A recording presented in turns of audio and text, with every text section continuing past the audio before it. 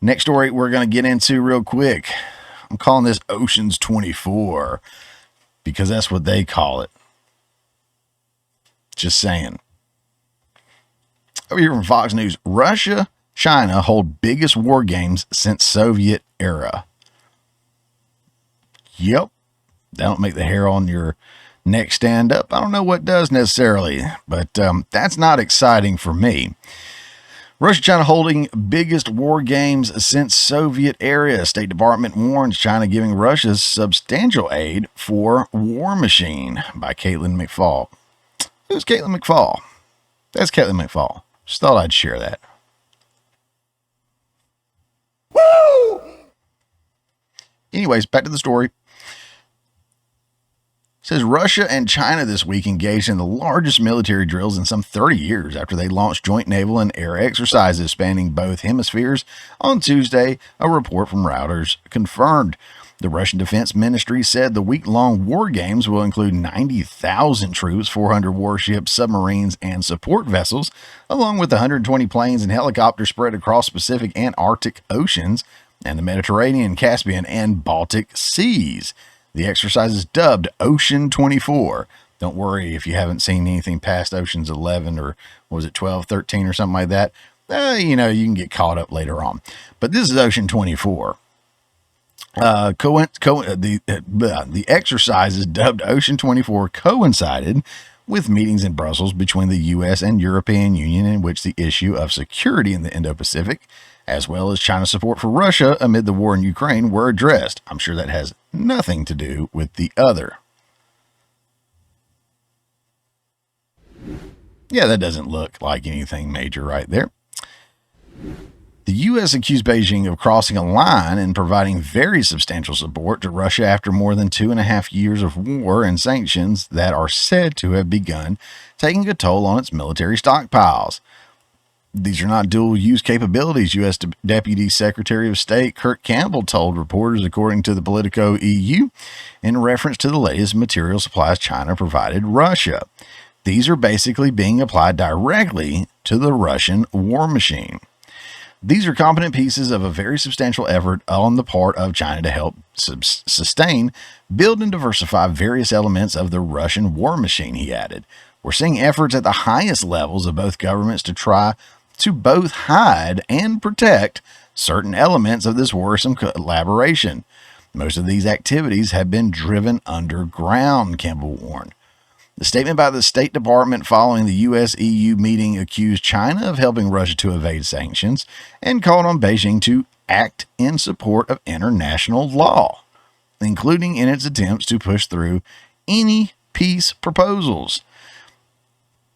Can I just say that every time I see Vladimir Putin meeting anyone, he always looks like he is suspicious of them. Maybe it's that KGB in him. Maybe it's just a Russian thing. I don't know. But he always looks at him like, I don't know about this guy over here. He looks like he will take my vodka. I don't know. He just always looks suspicious, like he's trying to figure this person out. Maybe that's the leader thing. I don't know. Maybe Trump did that too. Biden doesn't know how to do any of that. He just looks confused or asleep. But we'll get into Biden here in just a minute, by the way. But yeah, Vladimir Putin always kind of, I don't know about this man. And then Xi Jinping over here, he always looks like he's like at the wrong place and he smells something. Like he's from a hoity-toity kind of country club. And then here he is and on the east side and he these people are below him and the town just kind of smells like poop everywhere, right? Like if you go out to, certain parts of California, apparently, they're like, ooh, it stinks over here. Something don't smell right. I'm sorry. That's racist! I know, but it's probably how it goes. Anyways, I just thought I'd point that out right there. Back to the story. China has repeatedly denied its involvement in Russia's illegal war in Ukraine and has pushed for a peace deal to end the conflict. But a six-part peace proposal put forward by China and Brazil in May was unequivocally rejected by Ukrainian President Volodymyr Zelensky, who told Brazilian news outlet Metropolis on Thursday that the plan lacked respect for Ukraine's territorial integrity. You either support the war or you don't support the war. If you don't support it, then help us stop Russia, he said, according to a report by the Kiev Independent. Just give up our land, forget they are killing our people? What is the compromise in that, he questioned.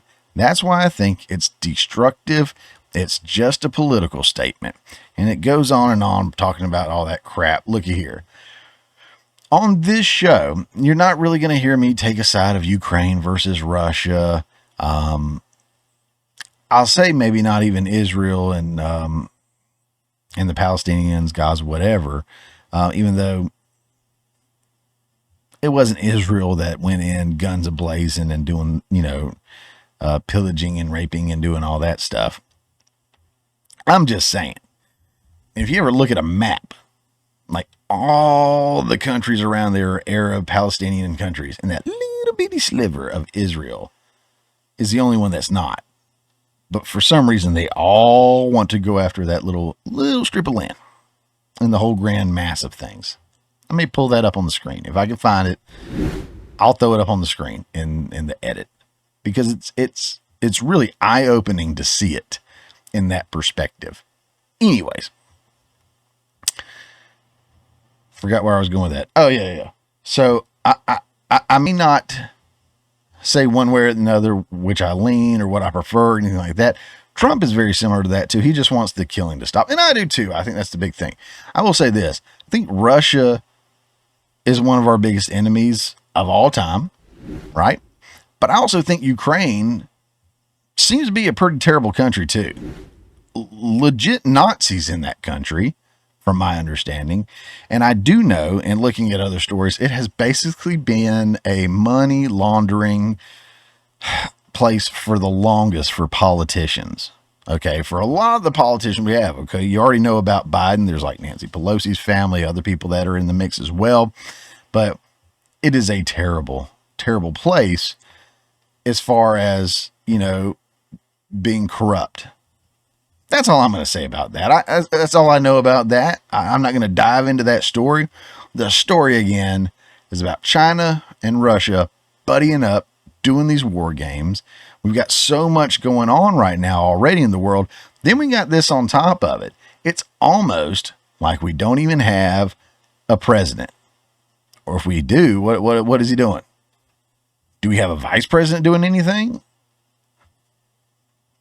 What do you guys think? Do you think this would be happening under Trump or under somebody more competent than who we have now? Hey guys, thanks for checking out this clip from the Morning Mayhem. Remember, this is just a portion of the full show that comes out every Friday morning at 10 a.m. Eastern Time. If you hadn't already, don't forget to subscribe so you don't miss out on any of the full shows or these tasty little nuggets.